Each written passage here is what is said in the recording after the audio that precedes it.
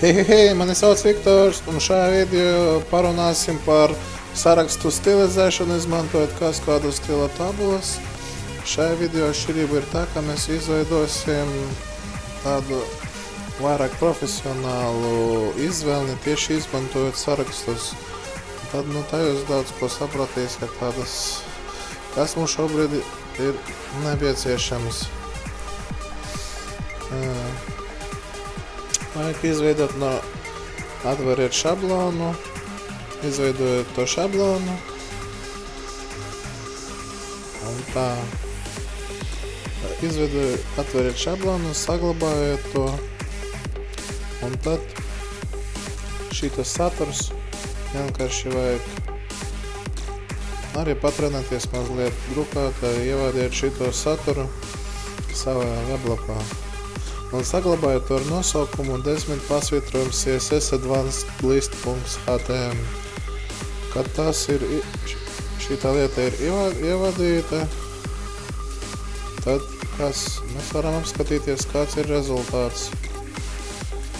Rezultāts ir sekojošs, te jūs redzat, tas ir div ar rāmīti un iekšā diva konteineri atrodas izvēlne. Pagaidām te, kā redzat, nekāds stils nav piemērots, tad mums vajag izveidot to stilu.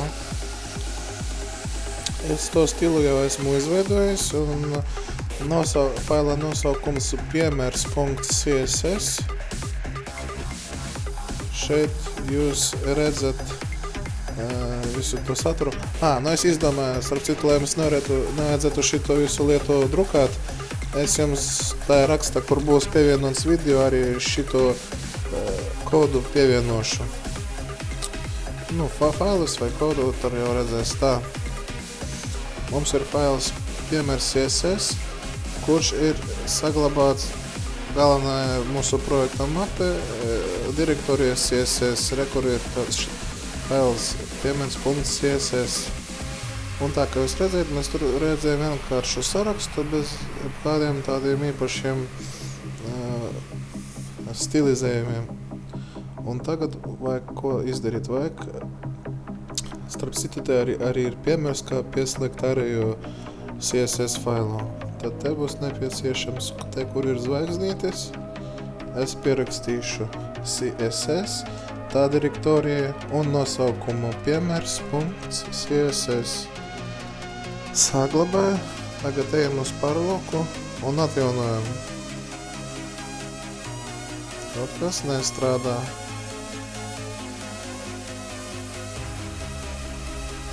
Paskatīsimies. Tā. Saglabājam. Atjaunojam. Rezultāta nav. Nozīmē, ka man ir kaut kur kļūda. Jā, es sapratu, kur ir kļūda. Redziet, te ir maimiņu, bet man tur pierakstīts maimiņu 2. Tas nav pareizi. Jābūt maimiņu. Klases nosaukumam ir jāsakrīt obligāti. Atjaunoju. Tagad jūs redzat rezultātu. Tā. Meņu, kas te ir pielietots? Te ir pielietots, ka ir izmantota fona krāsa elementam, pasvītrojums, teksta krāsa. Te jūs paši redzat to rezultātu. Tagad es paskaidrošu, kas te ir. Pirmkārt, mazliet parunāsim par HTML failu. HTML failā būtībā kas ir? Mums ir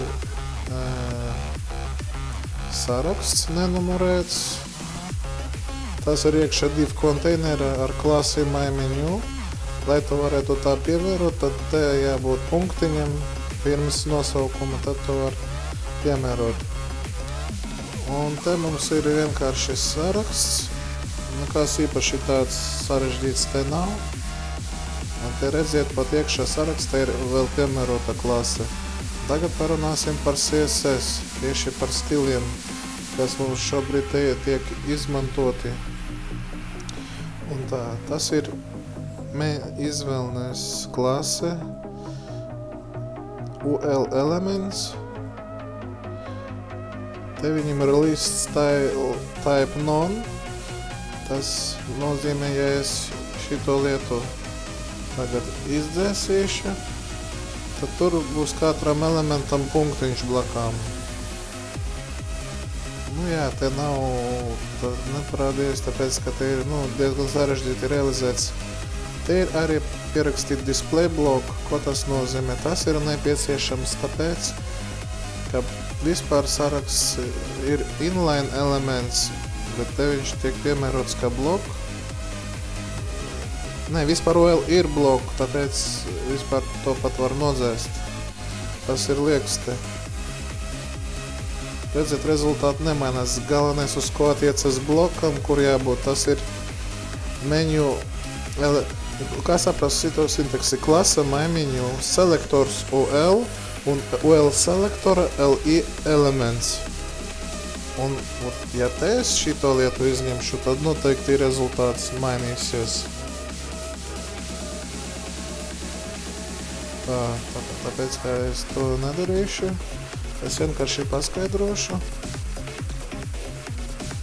Tā. Un tagad, kas vēl ir? Mums šobrīd ir maimiņu klase, UL selektors, LI elements un tas ir parametrs links, jo šitie viss, kas te ir pierakstīts, tiks tieši piemērots linkiem.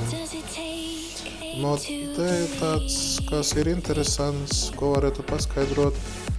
Piemēram, redziet, te links un vēl ar klasi selected, ja atceraties, te elements bija dotajā gadījumā.